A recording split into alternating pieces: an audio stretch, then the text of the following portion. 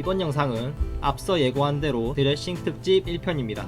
1편에서는 흔히 쓰이는 소독제의 6가지의 특징과 사용법, 주의사항 및 넌센스 같은 정보 몇 가지를 준비해보았습니다. 소독력에 대한 자세한 설명은 영상이 아닌 영상 설명란에 추가로 넣어놨습니다. 첫 번째는 생리식염수, 보이는 대로 수액이 아닌 이렇게 용기에 들어있는 세척용 멸균 생리식염수입니다. 제품명은 크린조, 안에 내용물은 수액에 있는 생리식염수랑 동일합니다. 효능 효과란에 관류, 피부 상처 세정으로 포커스를 맞춰보도록 할까요? 세척이 나왔으니 간단히 짚고 넘어가자면, 세척은 물, 기계적인 힘, 세제나 효소의 삼합이 맞아야 하는 것으로 정의되어 있습니다. 생리식염수의 삼투압은 리터당 305스몰로 우리 체액의 삼투압과 전해질 농도가 거의 비슷한 등장액입니다. 여기서 잠깐 등장액과 저장액, 고장액을 한번 복습하고 넘어가 볼까요? 표를 보도록 합시다. 저장액은 세포의 삼투압보다 낮은 용액, 등장액은 세포의 삼투압과 같은 용액, 고장액은 세포의 삼투압보다 높은 용액. 특징은 뒤에 나와 있는 대로 읽어보시면 될 것 같습니다. 우리의 혈액이 정맥, 동맥을 포함하여 약 7.2에서 7.4 폐하로 정상 범위가 유지되는데, 예상과 달리 식염수는 폐하가 5.5에서 6이라고 합니다. 체액과 같다 하여 삼투압, 폐하 농도가 모두 같다고 생각했는데 아니더군요. 적혀있는 대로 리트머스 종이로 실험을 해보았더니 5와 6 사이의 색이 나왔습니다. 제조 방법입니다. 소독용으로 제조할 것이기 때문에 멸균되어 있는 기구들이 필요하죠. 인디케이터의 색이 흰색에서 검은색으로 바뀌었다면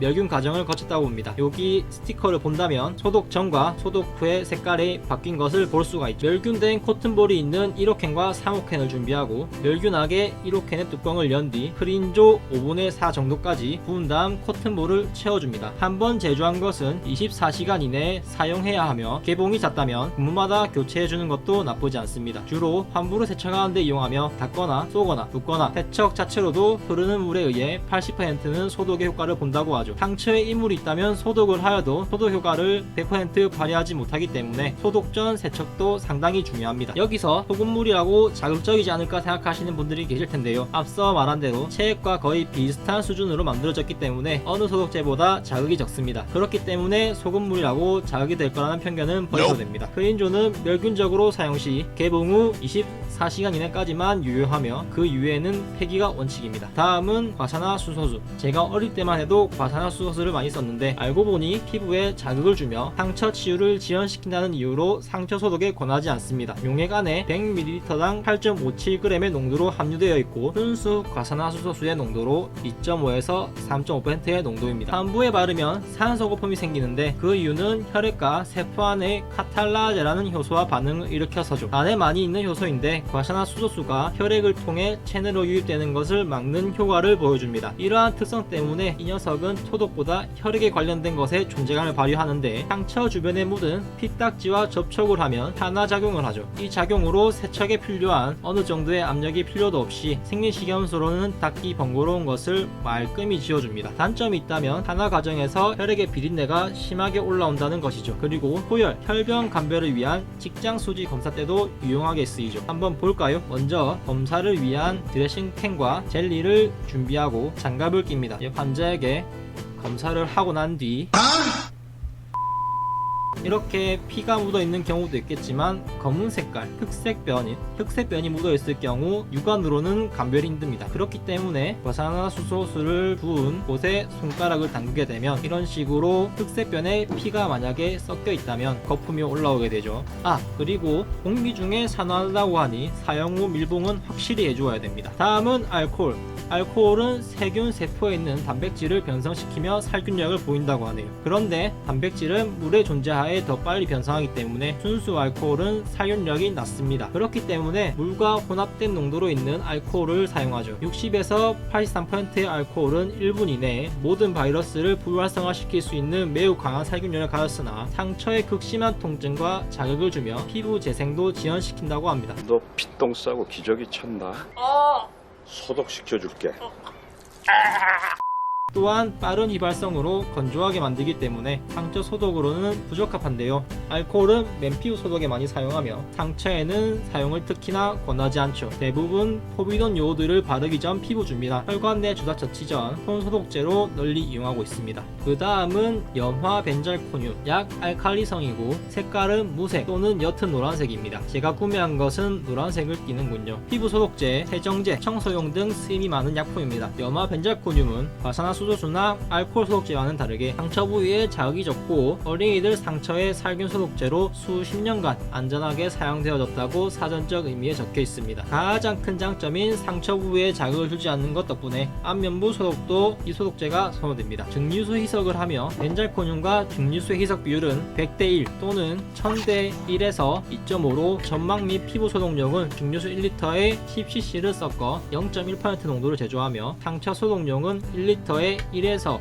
2.2cc를 섞어 0.01에서 0.025%의 농도로 제조해서 이용하라고 제품 설명란에 적혀 있습니다. 플로리엑시린은 진한 핑크색을 띠고 있습니다. 제품 스티커가 없다면 딸기 시럽이라고 해도 믿을 정도죠. 저농도에서는 정균작용을, 고농도에서는 살균작용을 일으킨다고 하네요. 이 소독제는 반려동물의 소독제로 많이 알려져 있습니다. 피부에 자극이 적고 알코올이나 증류수에 희석하여 소독제로 사용합니다. 원액 농도는 5%이고 희석 농도는 100대 1 비율로 증류수 1리터에 10cc를 섞어 0.05%의 농도로 사용하죠. 여기서 자세히 보면 이 녀석의 폐하가 일정 농도 이상이면 결정이 생긴다는 설명이 있고 식염수에 희석을 하게 되면 식염수에 음이온과 결합해 난용 성염을 생성한다고 하네요. 한번 실험을 해볼까 합니다. 먼저 헥시딘을 두 가지 용기에 부은 다음 한쪽은 증류수, 한쪽은 생리식염수를 부어 흔들어서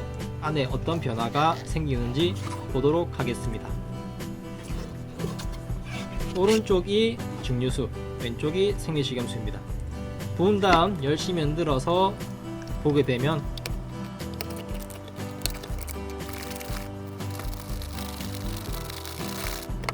확실히 왼쪽이 거품이 많은 것을 느낄 수 있습니다. 잘 모르시겠다고요? 그러면 정면에서 한번 보도록 하죠. 확실히 왼쪽이 부유물이 있는 것처럼 색이 탁해졌고 오른쪽은 여전히 맑은 색깔을 띱니다.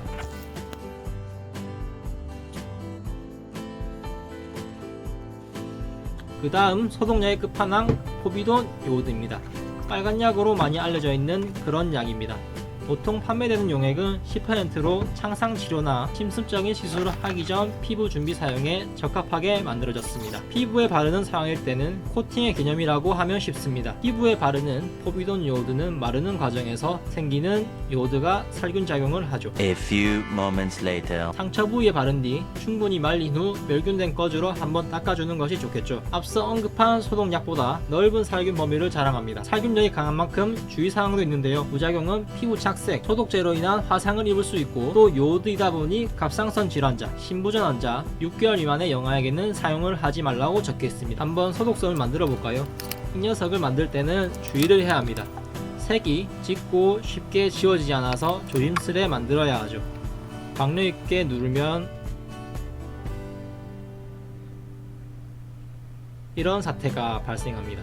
소독솜을 만들 때 노하우는 너무 흥건하지는 않으며 건조하지는 않게, 눌렀을 때는 소독액이 올라온 느낌이지만 뒤집으면 소독액이 흐르지 않는 정도에서 만들어주면 됩니다. 앞서 언급한 것들을 간단하게 표로 정리를 해볼까요? 각 소독제 제품별 농도입니다. 원액의 유효기간은 세척에 의의를 두는 생리식염수를 제외하고는 소독력을 충분히 보유하고 있기 때문에 나머지 5개는 유효기간이 조금 긴데요. 병원마다 다르니 이 기간은 상이할 수 있습니다. 소독제로 쓸 용액 제조에 쓰이는 방법은 벤잘코늄과 헥시딘은 최대 100대1 비율, 이 둘을 제외한 용액은 원액으로 사용합니다. 제조된 소독솜의 유효기간은 모든 약품은 24시간 이내 사용 후 폐기이며 일반인이 구입을 하기 쉬운 정도로 평가한 적분성은 벤잘코늄, 헥시딘을 제외한 4가지 품목에서는 대부분 약국에 구비가 되어 있는 편입니다. 급성기 상처에 아포가 들어가 있을 리는 없겠지만 책에서도 따지는 아포 기준을 본다면 세척으로 소독 효과를 볼 수 있는 식염수는 하, 아포에 유효한 과산화수소수와 포비돈 요오드는 상,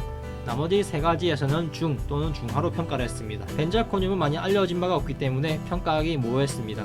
마지막으로 각 소독제별 특징으로 마무리하겠습니다. 여기서 봐야 할 것은 알코올과 가산화수소수는 피부에 자극을 주기 때문에 상처 소독에는 적합하지 않으며 식염수로 간단히 상처를 세척한 다음 얼굴이면 벤잘코늄, 헥시린을 사용, 나머지 부위는 포비돈, 요오드 또는 의사의 판단하에 적절한 소독제를 사용하면 됩니다. 이래도 어떤 소독제를 사용해야 하는지 고민이시라고요? 이런 고민 해결하기 위해서는 자고로 소독하기 어려운 크거나 오염된 상처다 하시면 병원에 와서 적절한 처치를 받으시고 병원에서 일하는 의료인은 의사의 지시에 따라 소독을 하면 됩니다. 상처에 쓰는 후시딘이나 마데카솔, 기타 등의 항생제 연고에 대해서는 오늘 다루지는 않았고 흔히 쓰이는 소독약에서만 다루었습니다. 다음에 올릴 2편에서는 상처별 어떤 소독제와 제품을 쓰면 적절할지 알아보는 시간을 가져보려 합니다. 오늘 영상 내용이 도움이 되었다면 좋아요를 눌러주시고 2편이 기다려주신다면 구독과 알람 설정을 해주시면 됩니다.